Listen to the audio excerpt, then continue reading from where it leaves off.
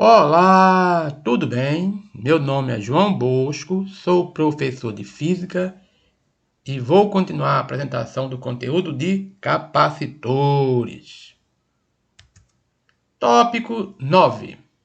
Permissividade elétrica absoluta, cujo símbolo é a letra grega epsilon. Ela é a capacidade de um material de resistir a um campo elétrico externo.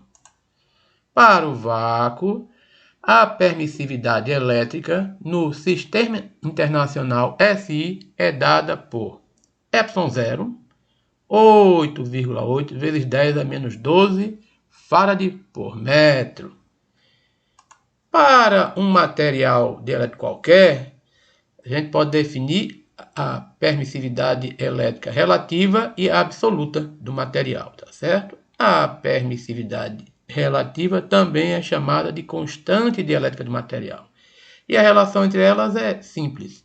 A permissividade absoluta do material é igual à sua permissividade elétrica relativa vezes a permissividade elétrica do vácuo.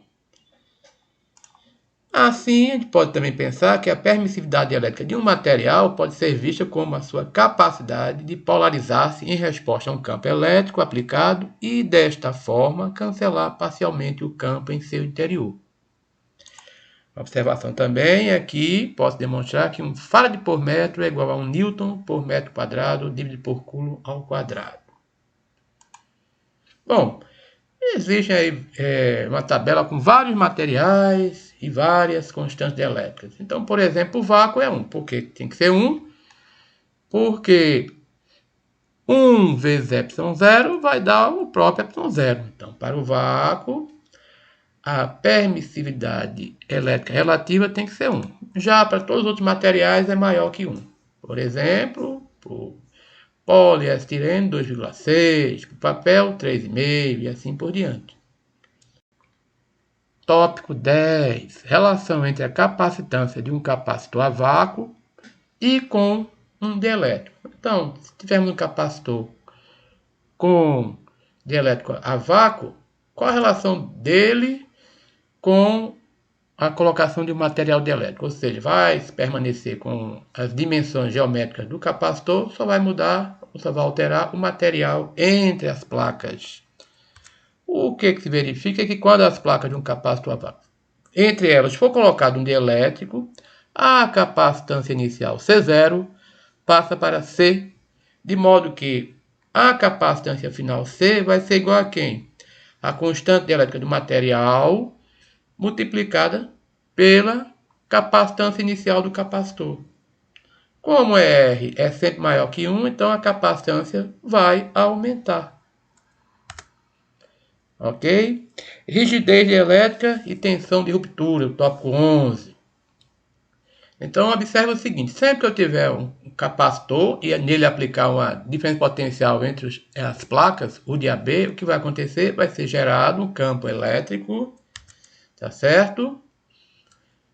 E a gente pode demonstrar, tá certo, que se a distância entre as placas for D de AB, a relação entre a DDP e o campo gerado é simplesmente esse. A DDP entre as placas vai ser igual ao campo gerado, ao módulo do campo gerado, vezes a distância entre as placas. Ora, o que é a rigidez dielétrica? É o mais intenso campo que um dielétrico pode ser submetido sem que passe a conduzir. Então, quanto maior for a DDP entre as placas, mais intenso vai ser um campo. Chega uma hora em que o material não suporta a intensidade do campo e começa a conduzir, ou seja, as cargas de um átomo começam a passar para o outro e ele começa a conduzir. É o caso, por exemplo, do ar, quando por ele passa o relâmpago. A intensidade do campo elétrico é tão grande devido à altíssima intensidade da diferença potencial entre a nuvem e a Terra, que o campo supera o limite, a rigidez dielétrica do material, no caso o ar, e passa a conduzir, produzindo o raio. ok? E tensão de ruptura é o quê? É a máxima, a diferença potencial que um dielétrico pode ser submetido sem que sua rigidez dielétrica seja ultrapassada. Em resumo, rigidez dielétrica é um campo, é a intensidade de um campo elétrico. E tensão de ruptura é uma DDP. E ambos estão intimamente ligados. Tópico 12. Circuito RC. R de resistência, C de capacitor. Então, o circuito vai envolver resistores e capacitores. Então, basicamente, nós vamos ter várias possíveis ligações, mas a ligação muito comum é essa aqui. Eu tenho uma bateria, tá certo? U, com a tensão U, e que posso ligá-la ao ponto A, tá certo? E é uma chavezinha aqui que pode ligar esse ponto A. E nesse momento vai haver o que? Circulação de corrente passando pelo resistor e pelo capacitor.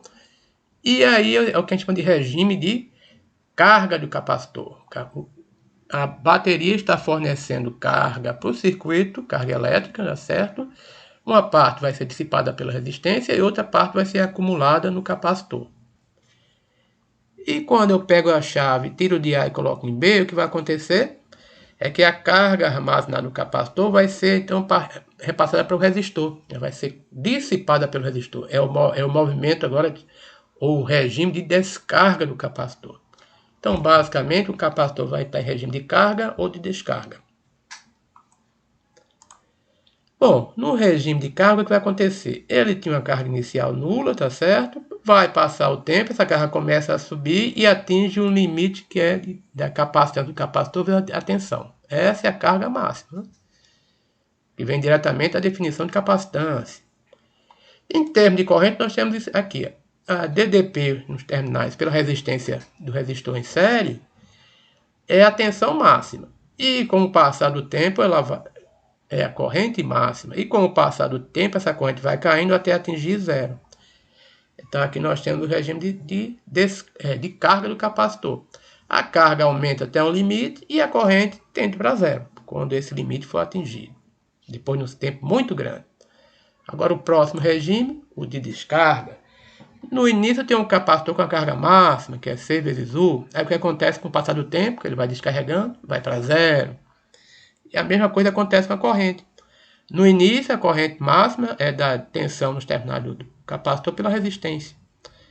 E ao passar do tempo, a carga vai sendo perdida, né? Vai ser passada para o resistor e a corrente vai diminuindo até também chegar a zero. Bom, no comportamento limite do capacitor, ou seja, quando passar muito tempo, o que acontece? Quando o capacitor estiver totalmente carregado, não vai passar mais corrente, tá certo? Totalmente carregado, o que acontece com a corrente? Nula. Então ele se comporta como se fosse uma chave aberta. E o outro limite é quando o capacitor estiver totalmente descarregado. Ele comporta-se como uma chave fechada. Ou seja, totalmente carregado, a corrente é quanto? U sobre R, a tensão sobre a resistência. E isso ocorre justamente como se isso aqui, se C fosse uma chave fechada.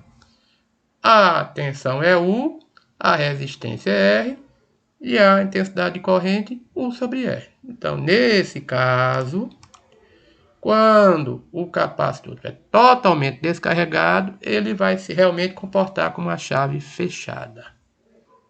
Tópico 13. Associação de capacitores. Basicamente, nós vamos ver apenas a associação em série e em paralelo. É lógico que existe também a mista. E é muito similar à associação de resistores. Porém, o resultado matemático é o contrário. Então, na associação em série de capacitores, nós temos um único circuito, um único caminho, com vários capacitores associados, de modo que as cargas em cada capacitor são iguais. A tensão é dividida pelo capacitor, ou seja, a tensão da bateria, uma parte vai se encontrar no capacitor 1, uma outra parte no capacitor 2, outra no capacitor 3 e assim por diante. E pode demonstrar que 1 sobre a capacitância equivalente vai ser igual a quem? A soma dos inversos de cada capacitância. Já no circuito de capacitores em paralelo, o que vai acontecer? As cargas serão somadas de cada um, para a carga total. A tensão é a mesma, porém, a capacidade total é a soma das capacitâncias individuais de cada capacitor. Ok? Com isso, terminamos por aqui. Bye, bye. Até a próxima.